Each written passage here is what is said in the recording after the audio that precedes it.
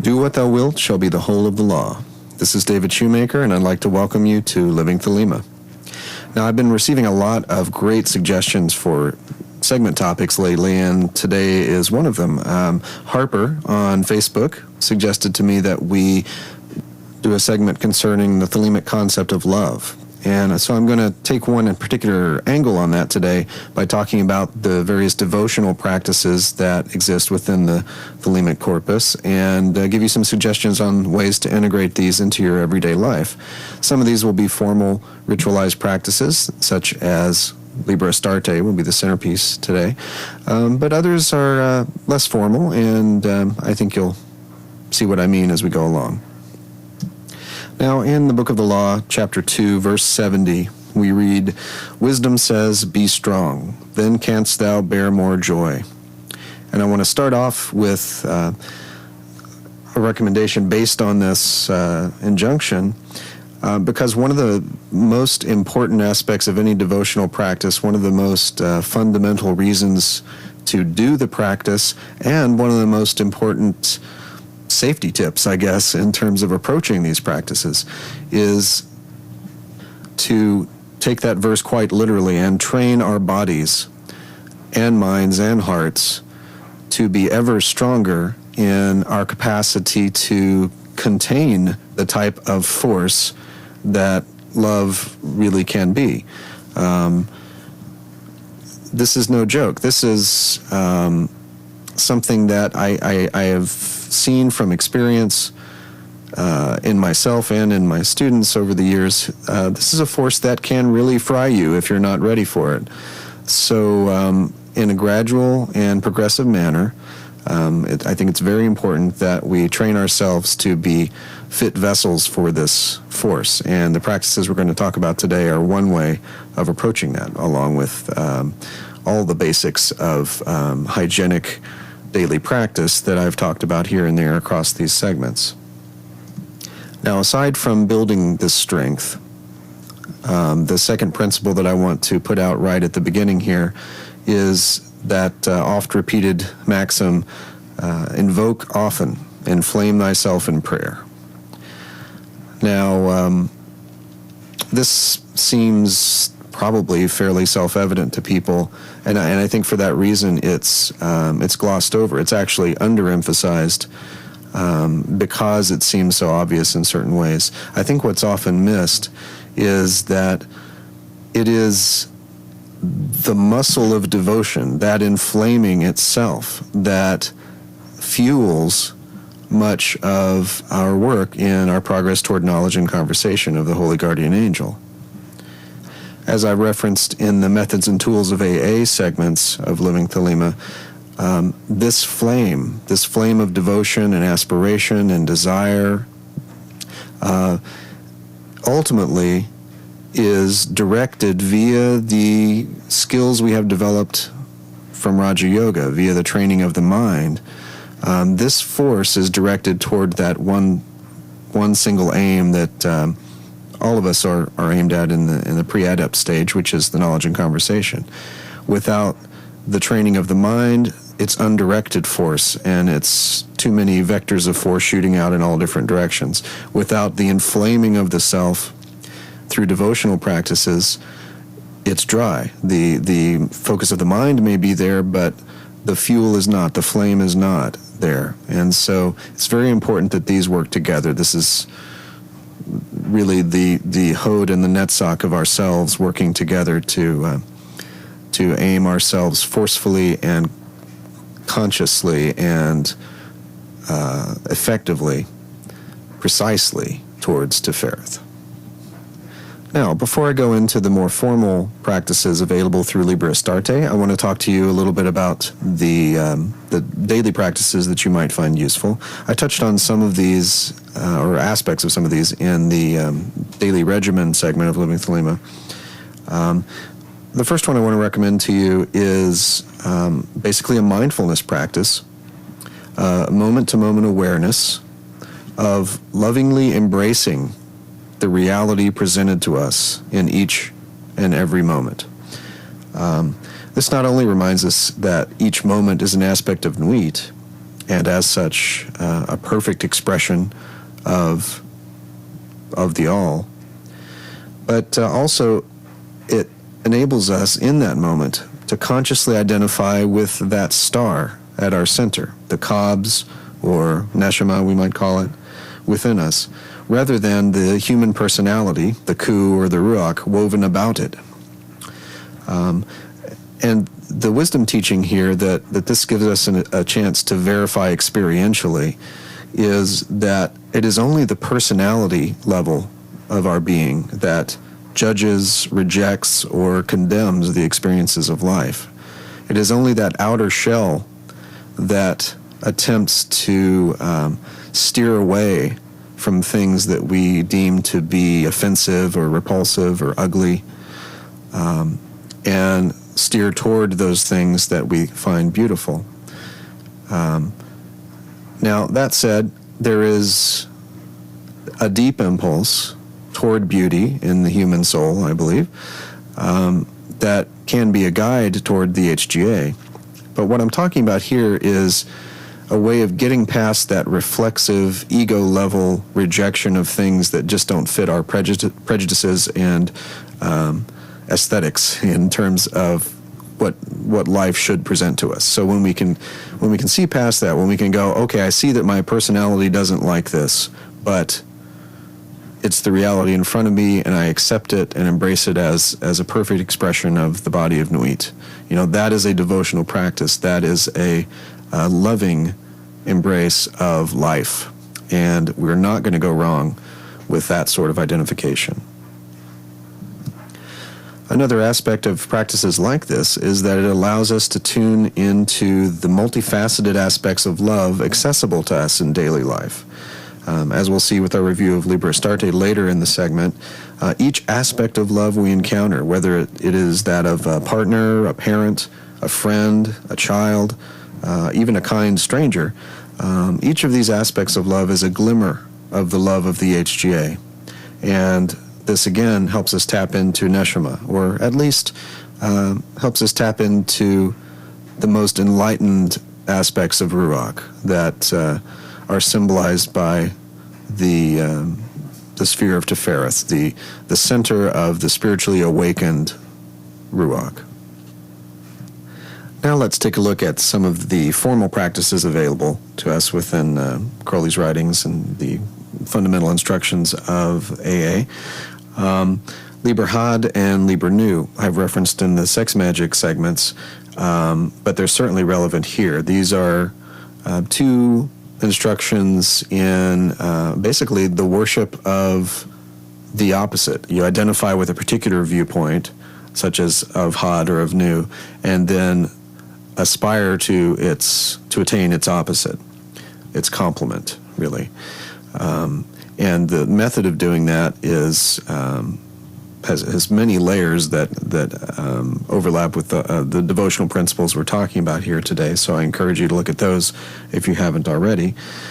One very core practice, daily practice that is important is Liber Resh. I think many people do this, as a mindfulness practice, as a way of tuning into the Thelemic current and to their own magical path during the day, and certainly those are good generic benefits, but there are a few options, a few opportunities within the practice of Liber Resh to make it even more deeply devotional and experiential. I've touched on these a little bit in the Liber Resh segment, the first segment I did of Living Thelema, and let me just review and expand a little bit on those.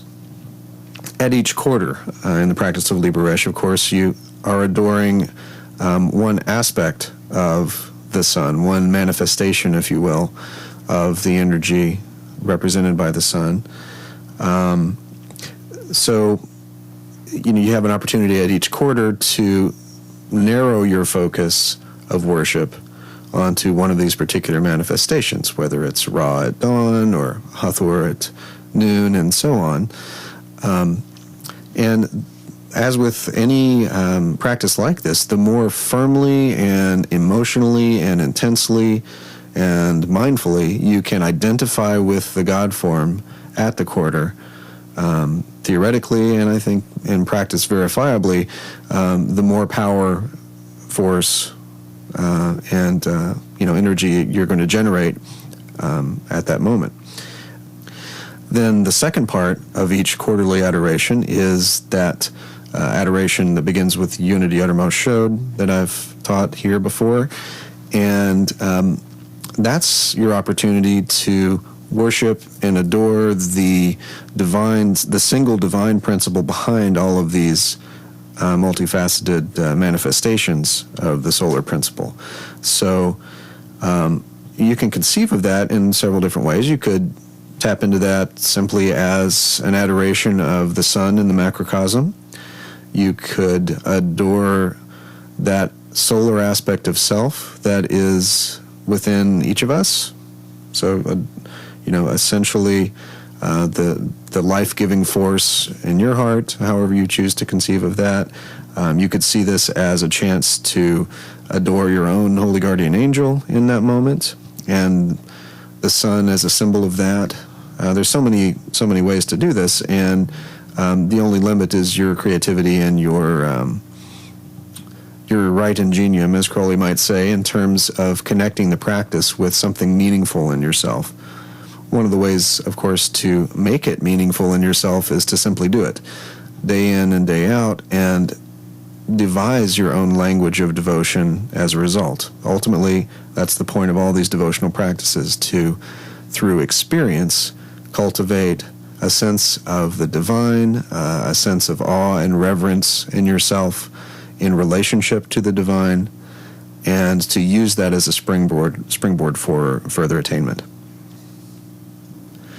Now, of course, the ultimate examples, at least in the first order of AA, of these kind of devotional practices are the ones directed towards knowledge and conversation itself, namely Liber Samek and Liber 8.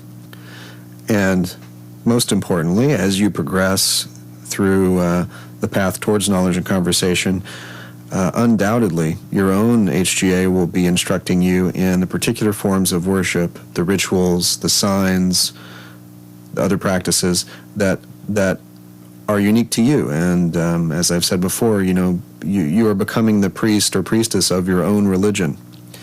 And that is the worship of your HGA. So everything else is really a warm-up for the instruction you receive in that manner. Now let's go ahead and move on to Liber Astarte itself. Now, as you may know, this is the core devotional practice of the first order of AA, assigned fully and formally to the Philosophus grade, which corresponds to Netzach, the sphere, appropriately, the sphere of love and devotion, of Venus, and so on. But even the probationer is likely to be practicing with this, and I think every Thelemite should be practicing with this, because it's these muscles of devotion that are cultivated through these practices that, as I mentioned earlier, are directed toward the aspirational target, ultimately, that of the HGA. So in Liber Astarte, which is one of Crowley's most beautifully written instructional pieces, in my opinion, you are picking a deity as, in essence, as a stand-in of the HGA, or at least as a chance to worship one aspect of the one, and do so in order to practice those muscles of devotion, to strengthen them. So in Liber Astarte, Crowley goes through any number of instructions on developing invocations and how to decorate the shrine of your deity and how to approach the worship of the deity. He gives injunctions about remembering that this deity is really just one reflection of the divine, and not to lose sight of that and get absorbed too much into identification with a partial energy as opposed to a united energy. One of the key things that is done in Liber Astarte is the development of your own particular adoration, a sevenfold adoration, 7 again being the number of Venus, sevenfold adoration to your deity. And one of my favorite practical instructions of his, gives a description of how each of these 7 parts reflect 7 aspects of love, 7 aspects of devotion. And here's what the script says itself. The invocation should be, quote, first, an imprecation, as of a slave unto his lord. Second, an oath, as of a vassal to his liege. Third, a memorial, as of a child to his parent. Fourth, an orison, as of a priest unto his God. Fifth, a colloquy, as of a brother with his brother. Sixth, a conjuration, as to a friend with his friend. Seventh, a madrigal, as of a lover to his mistress. And mark well that the first should be of awe, the second of fealty, the third of dependence, the fourth of adoration, the fifth of confidence, the sixth of comradeship, and the seventh of passion. Now, what I thought might be fun to do is, I have here with me Jane Wolfe's record of her Liber Astarte practice, which she undertook in 1933 at Agape Lodge. And I wanted to read you some samples from the invocation she constructed as a part of this practice. She chose the deity Hera, the mythical wife of Zeus, you may remember. As Crowley describes, it's a 7-fold adoration, 7 stanzas essentially of adorations that follow the pattern I gave before. So I want to read you some samples of that to give you a sense of how these might show different aspects of love and devotion and worship. So first let me read the second part, which corresponds to an oath as of a vassal to his liege. Hera, invincible, sovereign goddess, to thee do I swear my fealty and allegiance. Great goddess of power, majesty, and might, to thee do I swear my fealty and allegiance. Thou that wieldest the thunderbolt and lightning, to thee do I swear my fealty and allegiance. Thou that causest the earth and all that dwell therein to tremble, to thee do I swear my fealty and allegiance. Great mistress of the wind and storm, proud-crested sovereign goddess, to thee do I swear my fealty and allegiance. Now contrast this with the 6th part of the adoration, which corresponds to, as Crowley says, a conjuration as to a friend with his friend. Hera, beloved friend, chief protectress of woman, guardian of childbirth and of children, dispenser of fertility and abundance, lover of the pomegranate and the vine, regard me, a woman walking in your midst. I need thy guidance, that my mind may be open to the influence of the highest, that my heart may be flooded with love, that my soul may be purged of selfishness, that my body may be strong and resilient, my whole being firm, flexible, for the working of my will. And finally, the 7th component of this adoration, a madrigal, as of a lover to his mistress. Hera, mistress, wife, lover, thou adored and adoring, bend close to me, thy lover, that I may feel thy breath upon my face, thy dear, delicious perfumes in my nostrils. At the touch of thy body I am caught up in a rapture of delight. Thy mouth swings me out over the world. Heaven, hell, and starry sky, time, space, and eternity are all dissolved in thy blissful embrace. And thy being merged in mine carries me through eons of time, out into the great sea of all that is. So I hope you can see how thoughtfully constructed adorations like this can touch so many bases in terms of the aspects of devotion that we want to tap into in a practice like this. You'll note that each of these ways of loving convey an instruction in the relationship to the holy guardian angel, because much like the beauty we perceive in all different aspects of life, the love we perceive and experience in all aspects of life, each form of that is an aspect of the angel, a glimmer of that ultimate love that we are drawing near to. Crowley addresses this idea specifically in Liber Astarte when he says the following: "Now do thou take one such story every night and enact it in thy mind, grasping each identity with infinite care and zest, and do thou figure thyself as one of the lovers and thy deity as the other. Thus do thou pass through all adventures of love, not omitting one, and to each do thou conclude, how pale a reflection is this of my love for this deity. Yet from each shalt thou draw some knowledge of love, some intimacy with love, that shall aid thee to perfect thy love. Thus learn the humility of love from one, its obedience from another, its intensity from a third, its purity from a fourth, its peace from yet a fifth.